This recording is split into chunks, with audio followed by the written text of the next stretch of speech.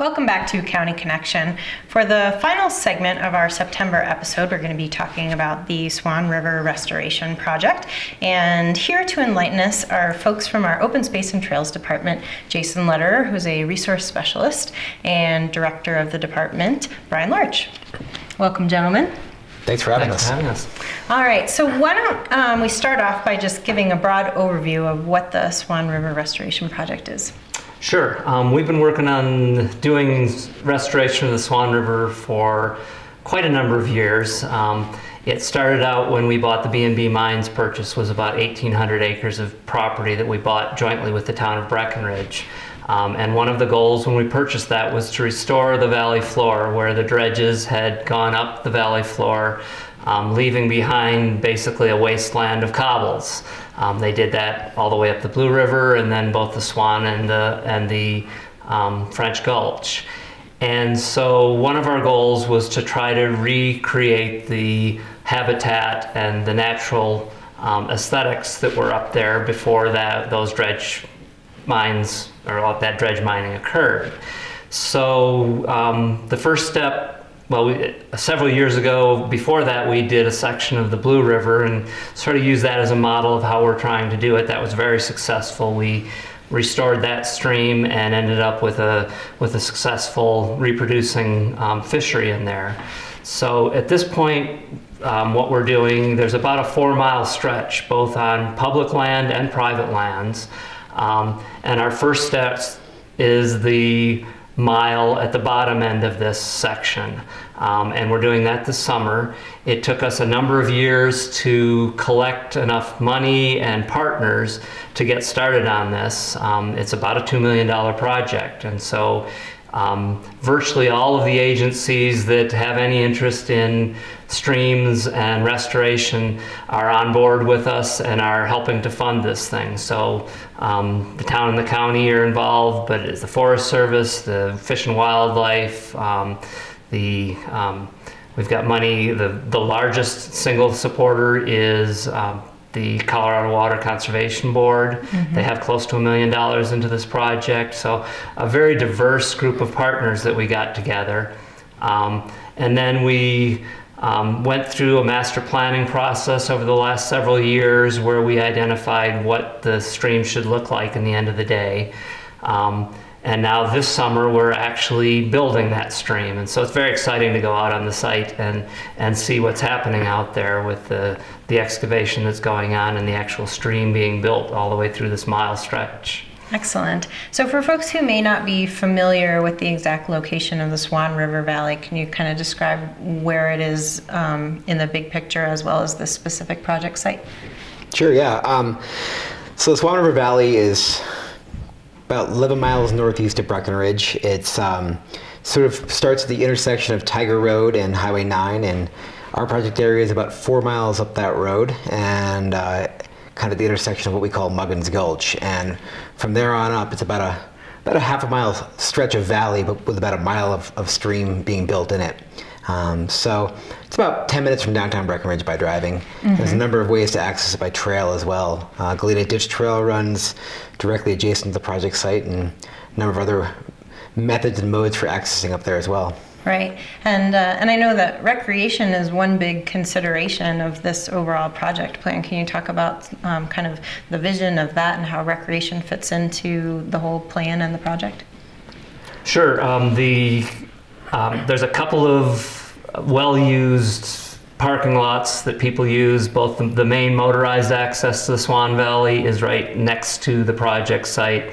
A lot of people use Tiger Road and the Forks of the Swan for motorized recreation, both summer and winter. And then from that point, and then there's also another parking lot down below. What we're looking at within the site will be several trails that will follow the river corridor once it's all finished. So that people can use it for both fishing. Again, one of our supporters was Fishing is Fun, which is a statewide program. So the goal will be fishing as well as people who want to travel through the site. Right, and obviously there's no fishing when all you're looking at is just a big field of cobble. Yeah, and I did forget to mention that what we started with here was basically a field of cobble. The stream went completely subsurface for most of the summer. So in the spring, we'd have a stream that basically went along the road, but then most of the site that we're doing, the stream was gone. So there was virtually no aquatic habitat. And what we're trying to recreate here is a stream that actually has fish year-round, and they can reproduce and live in there year-round. Great. And let's talk in a little bit more detail about how things got this way. So you mentioned dredge mining, which people may or may not be familiar with. And this was a big part of Summit County's history, but it also created a tremendous amount of ecological damage. So what was going on with dredge mining, and what did it do to the habitat along our rivers? So basically the dredge boats were built, there were several of them built that were built right at almost the intersection of the Swan and the Blue River, down just say 4 miles outside of Breckenridge.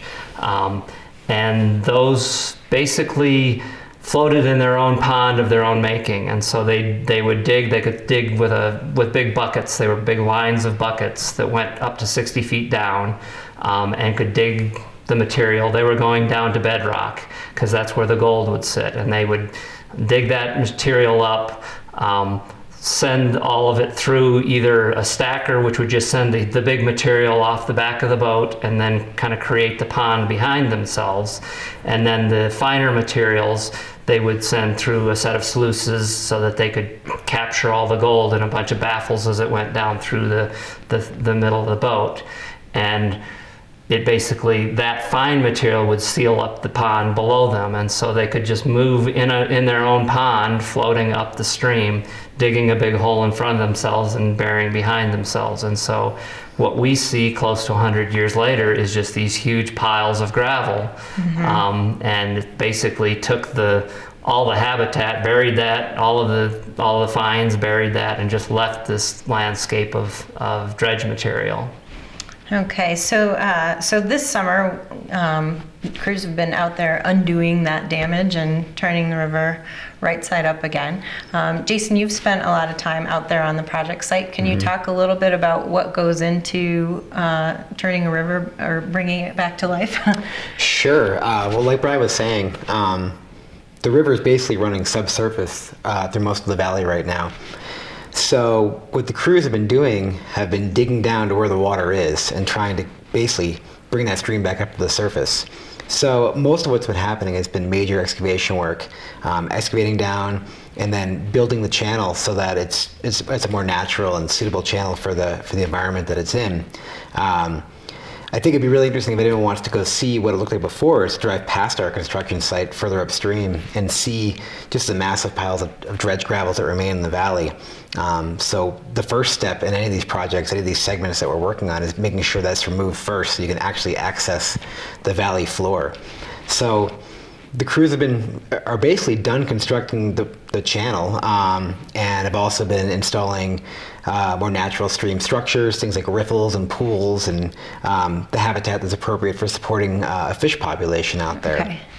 And then they're also installing a new crossing. Right now, the existing alignment of the Swan River, which is basically a roadside ditch, flows through a series of undersized small culverts that just really can't convey the flows. They also segment the river so fish can't travel upstream. Sure. So putting Fish this don't really love culverts. No, it's basically a barrier, and so right now the goal is to reconnect those segments, and installing this culvert's a major part of the project in terms of doing that. So they're out there doing that right now, and we hope to see that culvert installed sometime in the beginning or end of September, really. And what we'll see then is a more natural connection between the existing channel downstream and the dredge mined channel upstream. So it's been a lot of work on that. It's been a massive earthwork project. Right. And then, and there are maybe some traffic conditions that people should be aware of during this construction of the kind of rerouting where it passes under the road. Is that right? That's right, yeah. Right now there's a temporary detour installed. So Okay. while the crews are installing this culvert and relocating utilities, there's a detour around that area, and it'll probably be there for another 4 or 5 weeks or so until they've wrapped up their work. And what will happen then is traffic will go back to where it was before, and that detour will be removed. So it's just temporary. Okay. The alignment will go back to the way it was before. So Okay, so just something to keep your eyes out for. And keep an eye out up there right now. There is a detour. There are flaggers, or maybe temporary delays in traffic. It shouldn't be anything substantial, but there is a small detour in at the moment. Okay. And that's the downstream end by Muggins Gulch. Okay, good to know.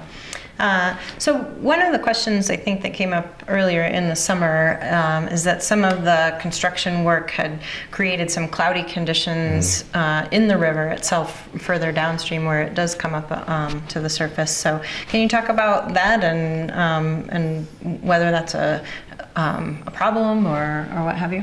Yeah, it was definitely a concern that we heard from several different people, primarily the neighbors downstream. The turbidity is something that we do see in mountain streams every spring. It tends to be very turbid as they have a lot of runoff. This was abnormal because it was later in the season, and it was caused by the fact that in order to do this, digging down into the stream and actually getting down into the groundwater, that had to be done in live water because we were digging down, and it was very interesting. As we dug down, we'd have water coming from all directions into the site, and so in order to get what they call a gaining stream in this situation, we want a stream that actually gains water as it goes through our site. Now, a lot of the stream restoration that has been done around here has been done separate from the stream, basically lining a stream or something like that where you can do it off channel. Well, this couldn't be done that way. And it was within our plans from the very beginning that we would end up having to be working within the water. And so we had all the permits that were necessary, and we've had a lot of involvement with Division of Wildlife, all the people there, to make sure that we're not killing the stream, and we haven't had any evidence of die-offs or anything like that. But it certainly is of concern when people see all of a sudden their stream, it looks like the Colorado River or something like that. It really, for a while there, it was quite cloudy. But it's a temporary situation. It's already cleared up pretty much. I mean, there's still a little bit more than we would have this time of year, but we're definitely still, it's not like it filled in the stream or anything like that. And again, it's something that would be normal in the spring, and next spring when we have the major flows again, anything that collected is likely to be back out just like it would normally be so not a big issue there in terms of long-term problem. Okay, great. So the fish will be enjoying their new riffles and pools. Yeah. We've already seen our first fish in there, so okay, yeah, great. Seen them in there, yeah. they're finding their way already. So. Excellent.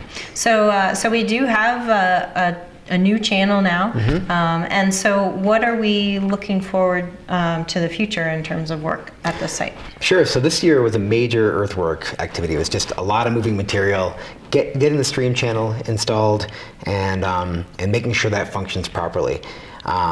And they'll basically be wrapping that up here in the next few weeks, several weeks. Next year is more of a landscape restoration year. There's going to be some degree of landscape restoration work this year, primarily related to seeding the site, installation of some erosion control type materials. But next year, really hammering away on installing the plant community. Okay. And we're still working with our design team on exactly what that looks like. We've recently come into another funding source which helps us in terms of improving our landscape design. So we're working through that, but next year we'll be putting in more of the larger plantings, things like willows and larger shrubs, and if our funding comes through the way we hope, maybe larger upland plants like aspen and spruce, and really trying to restore and encourage that natural successional process out there, restoring that natural riparian and upland habitat. So it won't look as busy out there next year. The machinery will be a lot smaller, but the work is going to be targeting the landscape restoration, and the stream should basically be done. Some of the neat elements they're installing this year are things like woody debris in the stream, so tree trunks and logs and things like that to create those habitat features that we'd see normally. It's going to take a while for a forest to come back around the stream, so we're giving it a head start there. Gotcha. Because it'd be a long time before a stump would naturally roll into Exactly, this, yeah. this spot. So next year it'll be a lot quieter up there in terms of the site itself, but it'll be primarily focused on on restoration of the uplands and riparian areas. Okay, great. Brian, can you talk a little bit about why the Open Space and Trails Department cares about these kinds of projects and gets involved, and how it fits into your program? Sure. It's been kind of a unique part of our program that we've gotten very involved in mineland reclamation and restoration projects, primarily driven in the first case because so many of the properties that we're interested in preserving as open space for the future generations have these issues. And so going back to almost beginning of the 2000s, we started trying to figure out how can we purchase these properties and not take on some future liability that would, potentially break our budget in the future. And so as part of purchasing these properties and identifying properties, we go out and we identify what could we do to improve the habitat. And our county commissioners and all of our management has been very supportive all the way through in kind of creating a unique program where we're addressing a lot of these historic mine issues head on and actually cleaning up the water quality. And it's really become a legacy of our program as well as our current management, that they see this as really important to improve this, as well as not just setting aside land, but actually improving the water quality in Summit County. Excellent. And certainly dealing with kind of one of the major environmental issues of our community. Great. So why don't we cap it off by letting folks know where they can find the Open Space and Trails Department in case they're interested in getting in touch with you, and also specific information on the Swan River Restoration Project. Sure. We've tried to capture a lot of the information on the Open Space and Trails website on the county webpage. So if people navigate over to the Open Space and Trails section of the Summit County website, there's a bunch of documents that are posted under the special projects page there. And we also keep a regular blog on the county website, and I think it's just summitcountyco.gov/Swan River blog. And we try to post there weekly with updates about the project, information about the project, what people should expect in terms of detours or things like that. So there's a way to sign up for that and get regular updates both to your phone and to your email. So, or if they want, they can call me directly too. So right, yeah. And you don't have to sign up for it if you just want to cruise through and look at the pictures, and if you're interested in what it takes to resuscitate a river. There's a pretty great series of pictures and descriptions and everything that illustrate that whole process. That's right. Yeah. Yeah, and that also links to a web page that Trout Unlimited has set up to try to continue the fundraising for the future phases, because again, this is the first mile of about 4 miles of restoration. So TU's been very involved, and they set up a website. And then the other thing on this site next year, this year we really haven't had much opportunities for volunteers or anything like that, because it really has been a heavy equipment mine site is what it looks like, and so it's been pretty much closed. But next year we do anticipate having a bunch of volunteer days where people, if they want to come out and help plant this landscape, we'll be working with them to get out and help us out there. And then we'll also have a few different groups such as Rocky Mountain Youth Corps helping us out, so a bunch of opportunities to get out there and improve it as well. Awesome. Well, thanks so much, guys, for coming in today and sharing all the information on what's been happening this summer and back 100 years before that. It's a long history. We'll look forward to some continuation, a few weeks more of this year's construction, and then have things looking more like a river in the future indefinitely. That's our goal. All right. Thanks very much. Thanks, Julie. For inviting us. And thanks to those of you at home who have tuned in for another episode of County Connection. We will look forward to seeing you next month.